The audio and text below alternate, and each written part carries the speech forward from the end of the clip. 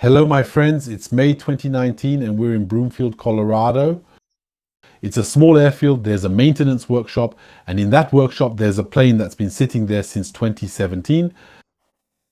If you visit flying clubs, airfields, aviation hangars, you'll always find somewhere in a corner a plane or a helicopter, half covered with tarps, half with dust, and half with pigeon droppings. Waiting for weeks, months, years. It's waiting for a budget, an authorization, or parts.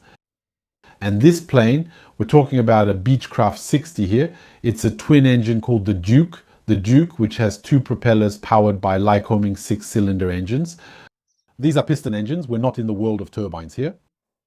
And actually, this aircraft had been there for 2 years. What kind of maintenance was it? The maintenance was that the instrument panel needed to be replaced. Why? It was an upgrade. You should know one thing. This aircraft was built in the 1960s, 1969, this particular one. And actually, when it came out of the factory, it had the old instruments with needles. So of course, we wanted a glass cockpit. A glass cockpit means, well, you have a screen, you have a moving map, a bit like on an Airbus, you have well-lit, nice-looking instruments with lots of functions, sub-functions and all that. So in a way, it improves ergonomics. Of course, it also improves situational awareness. It makes piloting easier. And all in all, it improves safety. We can say that. Nevertheless, that day, some rather strange things are going to happen. There's a pilot who's going to come and pick it up. He is 69 years old with 7,000 flight hours. So 7,000 flight hours, even at 69 years old, that's quite a lot in Part 91, which probably means he didn't do them all on private planes, or he probably worked in Part 135 at some point in his life. He arrives to take possession of the aircraft. So in these cases, because the plane hasn't flown for a very long time, there are inspections that haven't been done. There are probably what are called mandatory ADs, which means mandatory airworthiness directives, which means they will require certain parts to be modified, etc. that have come up, right? If we compare it to software, it's no longer an up-to-date plane. So in order to fly it, because he's going to take it from this airport to another airport, about 20 minutes away, well, to be able to make this flight, you need a special authorization from the FAA. The special authorization looks like this. This is it. This is the form he filled out. So we have this form that he fills out explaining what he's requesting, what's the purpose of the flight and all that, and giving some characteristics of the plane. And he gets this in return. He gets a special airworthiness certificate, which is sometimes called the Ferry permit. That means it's a ferry permit. It's a permit that allows him to make a single flight from point A to point B. 2 days under visual flight conditions without carrying passengers, without flying over large cities, and it's valid for only one flight. This permit is only issued when the FAA thinks the plane is safe enough to make or complete this flight, but not safe enough to be operated normally. Of course, something is still missing. Once this permit is obtained, you have to bring in an FAA inspector to sign off on the plane. He has to look at the maintenance, check the documentation, inspect the plane before saying, okay, I'll sign this special certificate, and now we can use it for a flight. This step, well, another pilot won't do it. What he decides to do is leave unnoticed and make this ferry flight. Anyway, the FAA or any other administration isn't going to track every plane. They're not going to keep an Excel file of every plane moving from point A to point B. So, well, unnoticed, he takes off. 20 minutes later, he lands, it's done, and that's it. Donc, he decides, he takes it upon himself to just take off with this plane and leave. Before leaving, he's going to do a little test. That means he asks air traffic control if they allow him to do a kind of high-speed taxi test. He'll taxi a bit faster, accelerate, then slow the engines to check if everything responds properly. Probably in his mind, since we replaced the instrument panel, we didn't replace anything critical. Because the airport is right next to where he's going. It's daytime. We're in visual flight conditions. I mean, what could happen? The worst that could happen is that something on the instrument panel stops working. Let's say the altimeter stops working. Or let's say the map, the moving map on the screen, well, it might glitch and stop working. What difference does it make? It changes nothing. Will it compromise his safety? No. A broken instrument isn't the end of the world. He can always continue flying visually and then land at his destination. That's all. This reasoning, well, that day it had extremely tragic consequences. Why? Because when this instrument panel was installed, well, this instrument panel added a number of features that didn't exist on the original panel in particular. On the original instrument panel, there were fuel quantity indicators. These indicators were not very reliable, which is the case in all Flying Club aircraft. Now we've added fuel flow indicators. So, to make planning and navigation easier, we've added gauges that show the current fuel burn rate. That's great. It lets you know in real time how much flight time you have left. It lets you see, depending on what you change, your flight parameters, your speed, your altitude, your mixture, and so on. It lets you see that, well, the fuel consumption has changed in real time. So it's an extremely useful instrument, but be careful. How does it work? Well, this instrument works like this. Of course, on the dashboard, that's not really what interests us. On the dashboard, we just have a readout from this instrument. But where does the fuel consumption information come from? Well, it comes like this. You have to go to the fuel lines before they reach the pump, right? There's a fuel pump that will send it either to the carburetor or to the injectors. But in any case, before the fuel pump, there's a pipe, there's a hose that brings the fuel. So what do? We cut it and place a transducer. What is it? It's just a small device through which the fuel will pass. And it's this device, this small device, it's a sensor. And when there's an electronic sensor inside, that's the one that will actually measure the fuel flow. So we cut the tube, we place the transducer, we put on the rings, and then the electrical cables are routed, they come up through the floor, and then they come out, they reach the instrument panel, and they connect to the glass cockpit. And with that, well, when we start the engines, we can see the fuel flow. There you go.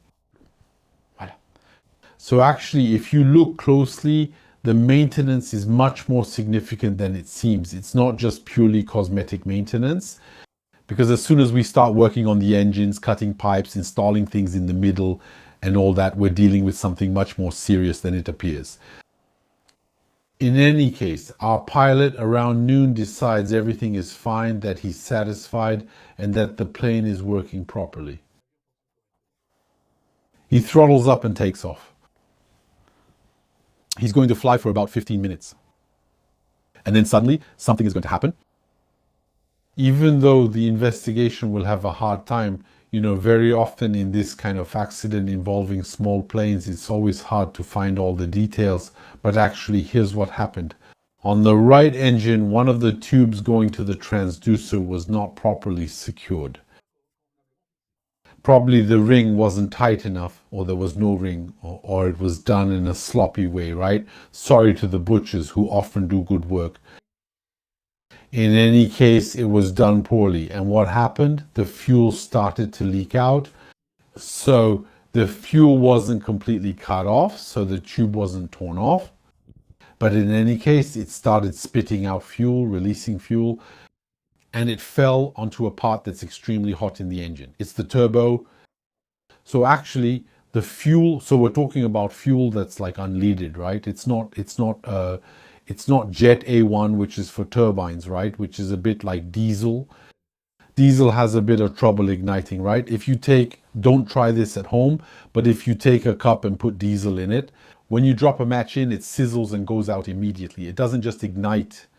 Whereas if you take unleaded gasoline, like for cars or avgas, when you bring a match close to the cup, about 10 or 15 centimeters away, it already starts to ignite. Why? Because it's very volatile. There are vapors, right? There are vapors floating above the liquid. And it's the vapors that ignite even before the match actually reaches the liquid itself. So it's an extremely flammable substance. And you can imagine what happens when it starts to spray onto a turbo that's extremely hot. So while it's on its way to its destination, suddenly he's going to start saying on the radio that there's smoke, and then he's going to make an emergency landing. So On frequency, there's another pilot who answers him. He says, I see you, and yes, you do have a fire. There's a fire on your plane. So he's going to enter the downwind leg. He says, okay, I'm going to enter the downwind, fly the pattern, and go land. Which in this particular case was maybe a bit too optimistic. Because in a situation like this, if you have a plane like this one with a fire on a wing, there won't be time to go do a downwind leg, then turn around and land. If it catches fire like that, the aircraft probably, in terms of flight capability, we're talking about less than a minute, you know? That means what you have to do is just dive toward the ground as quickly as possible. Since there are a lot of fields in the area, you just try to bring the plane down as fast as you can and then land. So what he did something smart. He shut off the engine. That means he shut off the engine, the propeller's feathered, but this didn't change anything, or this didn't change anything. The fire kept being fueled by the tube that had more or less, let's say, detached from the transducer. Look. After that, there were a few exchanges on the radio then. The aircraft, you know, at first it had a fire on the right wing, and then suddenly it turned into a fireball. And then, of course, at that point, there's no more control. There's nothing at all. The fire started to get into the cockpit, started to destroy the parts, let's say the structural parts of the aircraft. And then on top of that, he does a kind of aerobatic maneuver. He actually does 2 spins heading toward the ground, where he ends up crashing into the ground and exploding. So on the ground, we can see that the aircraft was shredded. It crashed into a vacant lot. The engines, when you look at the right engine, you can see that if you notice the propellers, we've talked about this many times on this channel.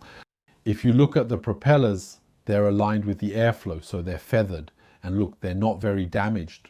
Because these aren't propellers that show damage related to rotation, because when there's damage related to rotation, well, the propellers tend to twist in a particular way, because when they hit the ground while they're spinning, they twist, you know. Sometimes they even twist around themselves several times, especially at the tip. It makes a loop. Here the propellers are straight, indicating the engine wasn't running. In any case, the aircraft is shredded, the pilot was killed. And when you look at all these pieces, all of this, there are very few things that are identifiable, because once it crashed into the ground, of course, the fire kept burning even more intensely. The airport firefighters came, they put it out, but at that point, there wasn't much left to do for the pilot, who was killed instantly. So there you go. It was just a little story, maybe shorter than what we're used to seeing on the channel, but the lesson is still huge. That means the pilot took it upon himself to board a plane, just like the FAA guy said. When he was contacted by the NTSB, he said, I'm afraid the pilot boarded a plane that was not airworthy, and he did it on purpose. Because, you see, he didn't follow all the necessary checks, because he thought, well, it's just an instrument panel. But in the end, the instrument panel actually involved very significant modifications to the fuel system, and that's what caused a fire. In any case, thank you, my friends, for watching this video. I always thank those who support me on Patreon, or those who buy my books like the astrology one behind me, and see you in the next video. See you very soon. That's all.